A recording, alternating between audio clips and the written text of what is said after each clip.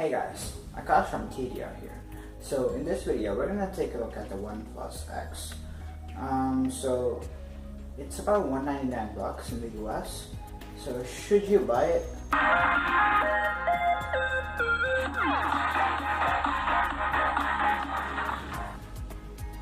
Alright, so the OnePlus X's first impression is that it's pretty thin. As you can take a look, it's pretty thin, so it is really good. And you have a pretty textured button right here, which is for silencing the notifications post. And then up here you have the power on off button and then the volume rockers. And on the top you get the headphone jack, and on the bottom you get the micro USB and the stereo speakers. So that's all the phone is about on the side, and there's the SIM card slot right here.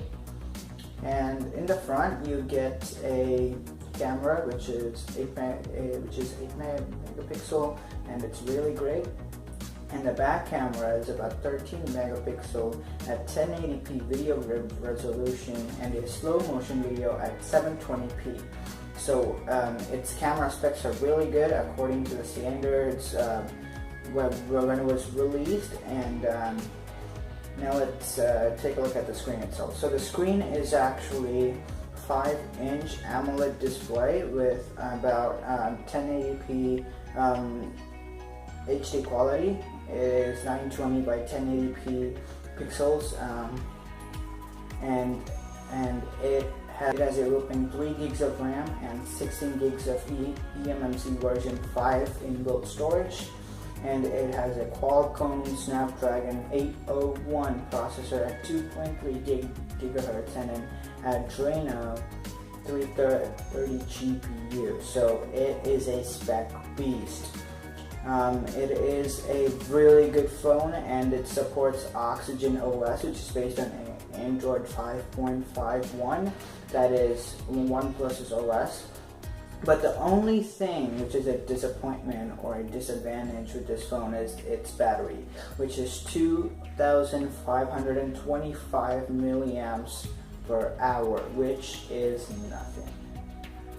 So you should have something like 3,000 to 4,000, which is quite reasonable because that's going to give you about 2 days to 3 days of battery life. But this is going to give you around 1 day or 1.5 days, which is okay. But if you're on screen time continuously, it's not going to give you that much of a battery life. So that's one of the main problems with this. And OnePlus actually has its own way of charging called dash charging, which gives you about 60% battery life within 30 minutes, which is really good. And that's OnePlus. That is OnePlus's technology, and it can be found like in other phones. So that's it with the hardware part. So now let's go and take a look at the video and the audio of the phone. I have my Raspberry Pi video up here.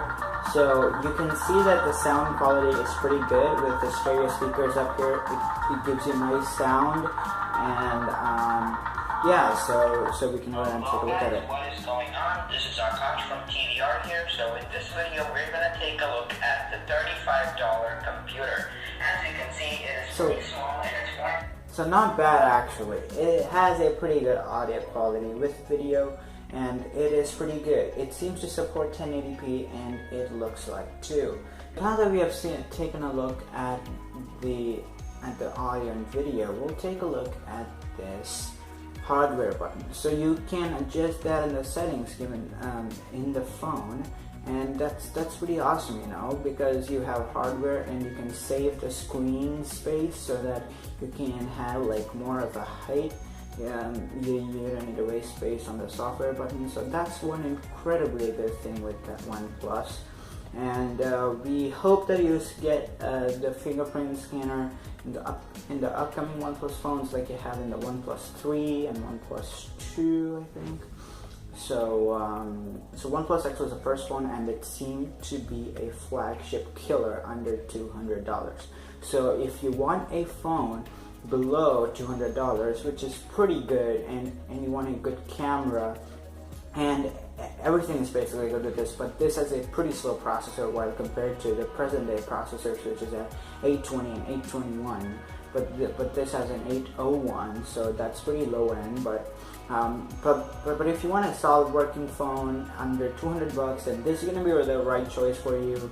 So let me know in the comments below what your guys' opinions are, and I'll catch you guys in the next one.